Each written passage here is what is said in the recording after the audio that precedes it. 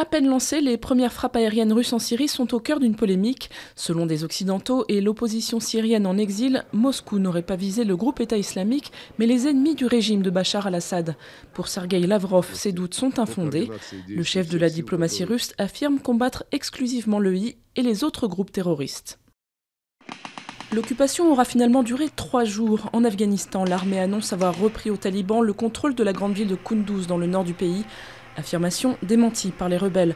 Leur assaut a obligé des milliers d'habitants à s'enfuir dans la crainte d'un retour à un régime fondamentaliste. Même si la situation est encore confuse, l'épisode marque un revers pour le président Ashraf Ghani dans sa lutte contre les talibans. Échec des négociations sur le plan de productivité chez Air France. Le plan prévoit d'augmenter d'une centaine d'heures le temps de vol annuel des personnels navigants.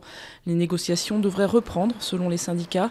Mais faute d'accord, la compagnie avait menacé dans un plan B de réduire sa flotte long courrier et de procéder à de nombreux licenciements.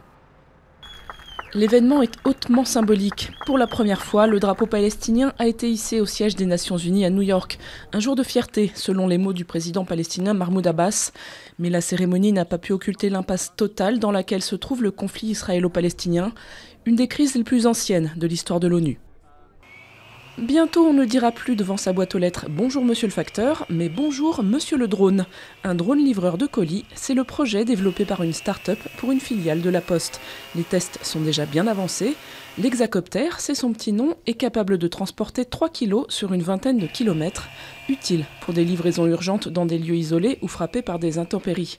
S'il est adopté, le drone livreur pourrait aussi faire le bonheur des amoureux les plus audacieux. Envoyer des fleurs ou des chocolats par drone, voilà un moyen original de déclarer sa flamme.